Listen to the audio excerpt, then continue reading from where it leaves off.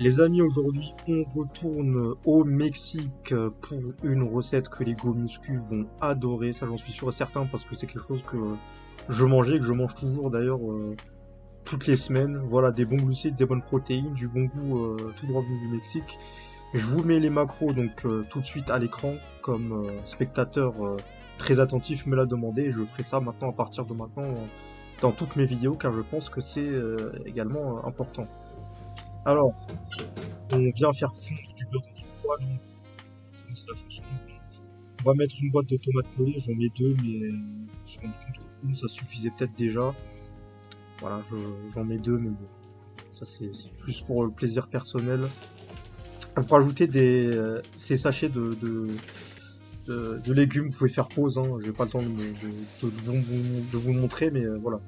Vous trouvez ça en grande surface, c'est assez facile, ça nous évite de casser de couper pardon, les légumes pendant trop longtemps. Ils sont déjà coupés, déjà. On vient faire du riz, je vais pas vous montrer comment faire du riz, hein. Vous mettez simplement une mesure de riz et une mesure d'eau dans le cuiseur à riz, dans la poêle, dans la casserole directement. Avec les légumes, vous mettez de la viande hachée. Bon, moi je mets des restes de ce que j'avais hier, donc faites pas attention, mais vous mettez 250 grammes de viande hachée. Les tomates, vous mettez du sel, du poivre, de la ciboulette, comme d'habitude. Un peu d'épices mexicaines aussi, si vous en avez, vous trouvez aussi en surface assez facilement. Pour la sauce, feu moyen. On va pas non plus agresser les tomates. Bon. Alors une fois que le mélange légumes-viande est prêt, donc vous aviez mis le feu à fond, bien évidemment, pour les légumes et la viande. C'est important parce que vu qu'ils étaient congelés, voilà, on ne peut pas perdre de temps. C'est voilà, juste pour réveiller, pour mettre un peu de coloration, pour faire ça ensuite dans la sauce.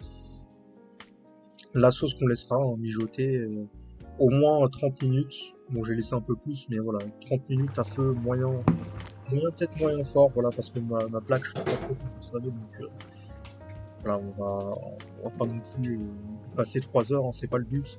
Pendant que le riz est en train de cuire, voilà, on met un couvercle pour pas qu'on ait partout. Donc on se retrouve 30 minutes plus tard, le riz est cuit, hein, voilà, donc il n'y a plus qu'à assembler avec la sauce, voilà, vraiment simple. Il n'y a rien de sorcier, hein, voilà, c'est comme je vous le dis, hein, cuisine étudiante, hein, on va au plus simple, on se casse pas la tête.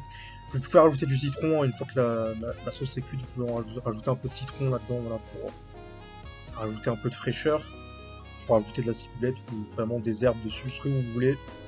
Et on se retrouve avec voilà, un magnifique chili con carne qui nous a pris même pas 10 minutes de préparation. Bon, la cuisson a pris évidemment plus de temps parce qu'il faut que la sauce réduise, mais enfin, le temps de préparation est très minime et je pense que ça va plaire à tous les Go Muscu qui prennent forcément le temps de préparer des plats pendant des heures et des heures, et on peut voilà, mettre ça dans des Tupperware, il n'y a pas de souci, et remanger ça plusieurs fois, c'est tout à fait compatible.